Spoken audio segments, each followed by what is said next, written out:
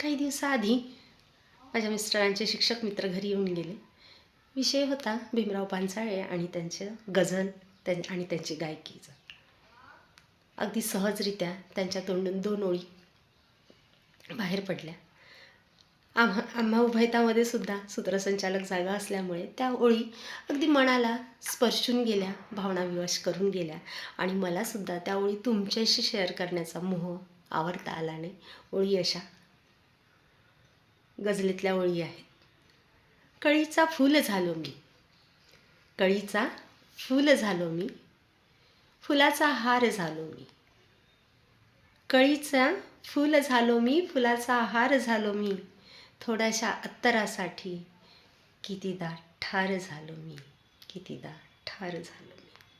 अगदी भावनाविवश करणाऱ्या आणि मनाला स्पर्शून जाणाऱ्या